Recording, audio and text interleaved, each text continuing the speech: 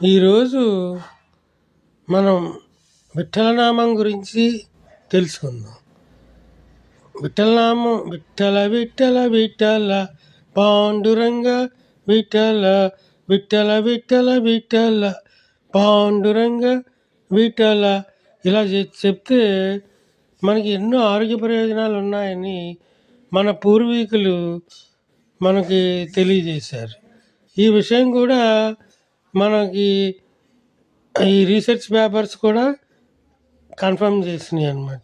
అంటే మనం విఠలనామం రోజుకి ఒక 10 నిమిషాలు కానీ, ఒక పావు గంట, అరగంట కానీ జపించినట్లయితే ఆ విఠల నామం మన ఆరోగ్యాన్ని, స్ట్రెస్ ముఖ్యంగా మనం ట్రై చేస్తే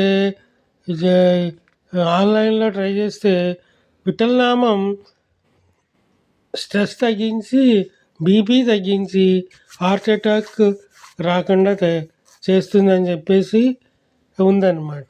అంటే మనం ఆన్లైన్లో కూడా ఈ రకంగా మనం చేయొచ్చు.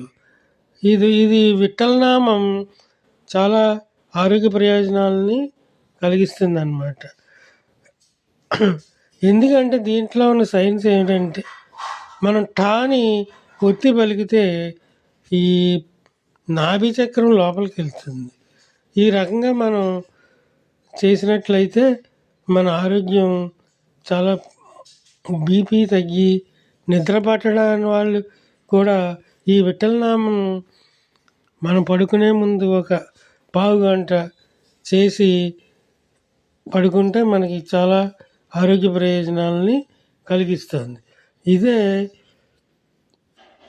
చాలామంది సనాతన ధర్మం నమ్మే హాస్పిటల్స్ కొన్ని ఈ హార్ట్ అటాక్కి ఆపరేషన్లు, మందులు మామూలుగా వాడుతూ ఈ విఠలనామం కూడా మనం పఠించినట్లయితే చాలా తొందరగా రికవరీ అయ్యి తొందరగా హాస్పిటల్ నుంచి రిలీజ్ అవుతారని కొన్ని చోట్ల చెప్పినట్లు తెలిసిందనమాట.